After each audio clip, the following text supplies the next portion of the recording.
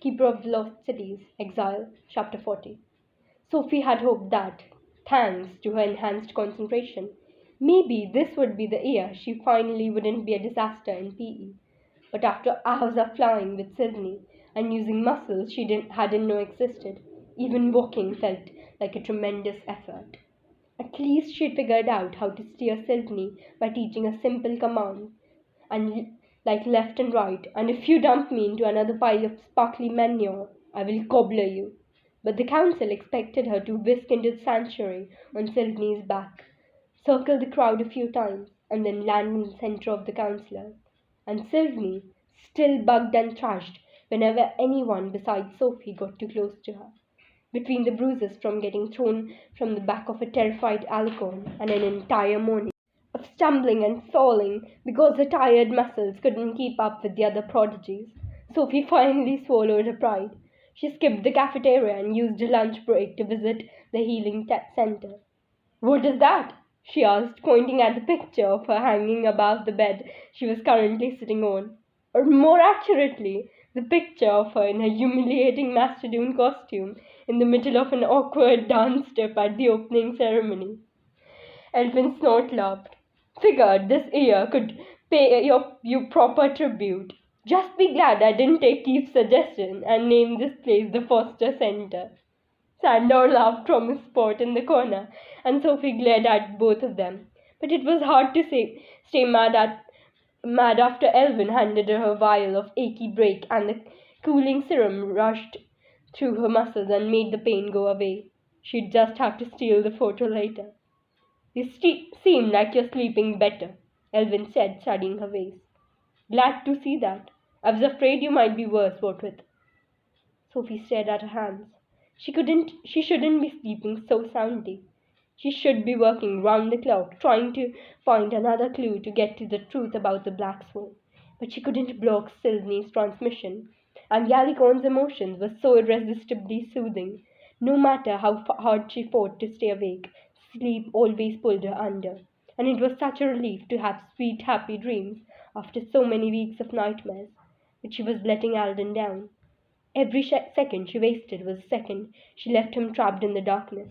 "Hey," Alvin said, jostling her shoulder. "You're not giving in to any guilt, right?" She shook her head, trying not to shiver at the reminder. "Good. Keep it that way." But still. He snapped his fingers, flashing a bright yellow orb around her face. The bright light hit her eyes, and pain exploded in her mind. "What's wrong?" Alvin asked, but all she could do was curl up in a ball and focus on breathing. Something wet touched her lips, and she readily swallowed the sweet serum, not even caring if it was a sedative. She just wanted the pain to stop. Fortunately, it did. She took several more breaths before she chanced opening her eyes. "Thank goodness," Elvin said as he wiped the sweat off her brow. "Do you have any idea what you just put me through?" "Sorry, that migraine came out of nowhere." "It was more than a migraine," Tegan said, and Sophie turned her head, surprised to see him there. "Elvin sent Sandor to get me when you wouldn't wake up. Do you remember anything about the last hour?" "Hour?" She had no idea the pain lasted that long. Do you really not remember me calling your name or shaking your shoulders or trying to get you to swallow different exiles?" I guess I blacked out. But she didn't remember blacking out. She thought she'd been awake. Elvin ran his hands through his already mussed hair. "Do you see any problems, Tegan? Because I can't find anything physically wrong." Tegan squinted at Sophie and shook his head. "I can't get past her blocking, but I assume that's a good sign." "Good sign for what?" Sophie asked, not sure if she wanted to know the answer. "If your mind were—" Tegan shook his head like he couldn't say it. "I think I'd be able to slip through the cracks, but your thoughts are as silent as ever." Sophie pulled herself up, moving her head different ways, checking for any remnant of the pain. "I feel fine now. I think it's just all the stress. It's been a rough few days." No one could argue with that, and she was relieved even though her stomach was churning and her heart was racing, and her brain kept remembering all the times the light had affected her weirdly.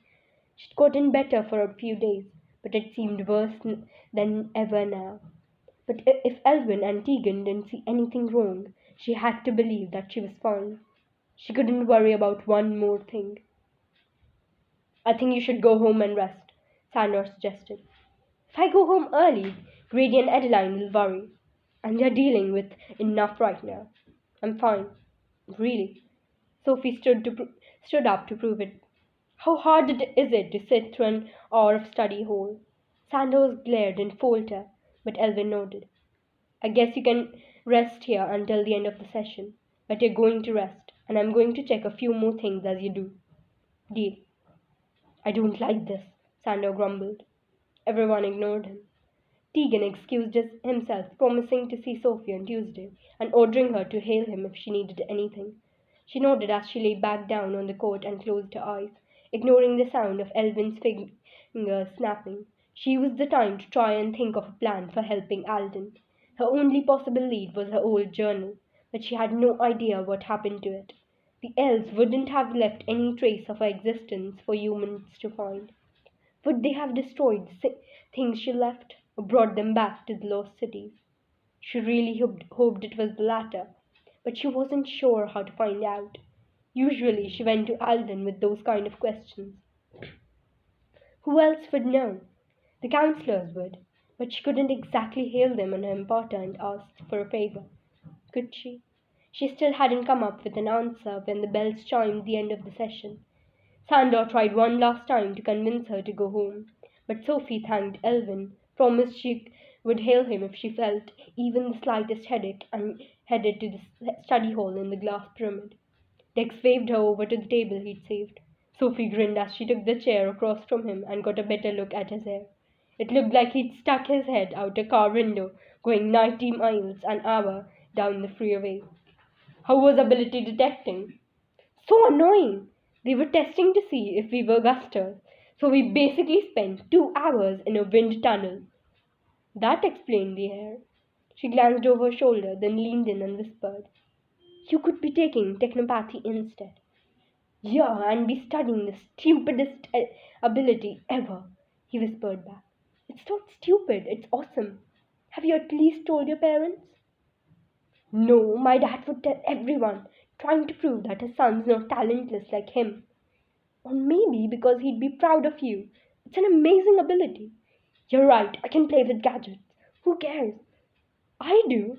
That iPod trick you set up for me was so cool. I never thanked you for that, by the way." Dex's cheeks turned bright pink. "Ooh, are we making Dex blush?" Marilla asked as she grabbed the seat next to Dex. "That's one of my favorite games." "Mine too," Keith said, snatching the seat on the other side of Sophie. "Though it's also fun making Foster blush." Sophie felt her face get hot, and he smirked at her. "See? Mr. Simpson," Sir Rosings, the mentor monitoring study hall, called, slamming his skinny arm on his desk. "Would you like me to extend your detention?" "Tempting, but I think I'll pass." The room erupted with giggles as Sir Rosings glared at Keith, or Sophie assumed he was glaring. It was hard to tell. He had the kind of face that looked like he'd just licked a lemon. "Shouldn't you be sitting with the level 5s? Dex hissed as Jency dragged over a chair. "Nah, somebody had to keep Foster company." Keith scooted his chair closer to Sophie's, earning himself an eye roll from Dex, and pulled out one of his textbooks, flipping through the pages so quickly Sophie doubted he was reading them. He may have had a photographic memory, but even she couldn't read that fast. "Hey," Keith whispered, nudging Sophie with his arm but keeping his eyes glued to his book. "Do you know what's going on with Alden?" Have you talked to Fitz?" "He isn't answering his imparter." "Oh, yeah. He's got a lot going on." "Oh, come on, Foster. Don't hold out on me. Every time anything weird happens, you're always involved." Sophie knew he was joking, but there was a touch of truth to his words. Keith must have felt her mood shift because he turned toward her. "Everything's okay, right?" Sophie bit her lip. "I think Fitz should be the one to tell you." That's another day of detention, Mr. Simpson, Sir Rosings shouted. And one for you, Miss Foster. Oh, we can be detention buddies again, Keith said as Sophie shot him a death glare and went back to her homework. But she couldn't stop thinking about Fitz. He was home mourning his father, and she hadn't even checked on him or Biana. She felt queasy just thinking about it. But she was their friend, and she couldn't keep avoiding them just because she was afraid of what they might say. They needed her now more than ever.